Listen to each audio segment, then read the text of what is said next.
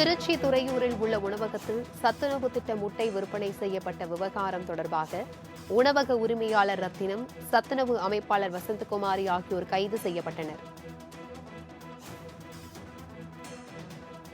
உணவகத்திற்கு உணவு பாதுகாப்புத்துறை அதிகாரிகள் சீல் வைத்த நிலையில் தற்பொழுது போலீசார் 2 பேரை கைது செய்து நடவடிக்கையில் ஈடுபட்டிருக்கிறார்கள். இதுகுறித்தான கூடுதல் விவரங்களுடன் இணைகிறார் எமது செய்தியாளர் சிவகுமார். வணக்கம் சிவகுமார், இது குறித்தான விவரங்கள் என்ன?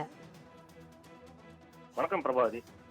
திருச்சி மாவட்டம் துறையூரில் சுமார் 25க்கும் மேற்பட்ட அங்கன்வாடி மையங்கள், குழந்தைகள் காப்பகம், அரசு பள்ளிகள் மற்றும் அரசு உதவி பெறும் பள்ளிகள் ஆகியவற்றில் தினசரி மதிய உணவிற்காக தமிழக அரசு சார்பில் லட்சக்கணக்கான முட்டைகள் இலவசமாக பள்ளி குழந்தைகள் வழங்கப்பட்டு வருகின்றன. இந்நிலையில் துறையூரிலிருந்து திருச்சி செல்லும் சாலையில் உள்ள தனியார் உணவகத்தில் சத்துணவு முட்டைகள் விற்கப்படுவதாக கிடைத்த தகவலின் பேரில் அங்கு சென்று ஆய்வு செய்த போது குழந்தைகளுக்கு வழங்கப்படும் சுமார் 15 அட்டைகள் 450 முட்டைகளுக்கு மேல் தனியார் உணவகத்தில் வைத்து விற்பனை செய்வதும் உணவகத்துக்கு பயன்படுத்துவதும் தெரிய வந்தது.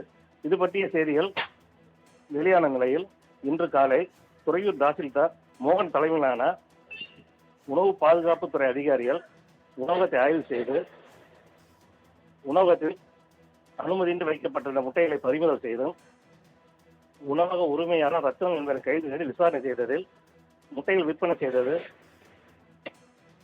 மதுராபுரி ஊராட்சியை சேர்ந்த ஊராட்சி ஒன்றிய நடுநிலைப்பள்ளி சத்துணவு அமைப்பாளர் வசந்தகுமாரி என்பதும் தெரிய வந்தது.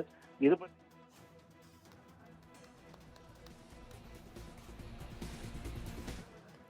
தகவல்களுக்கு நன்றி சிவகுமார்.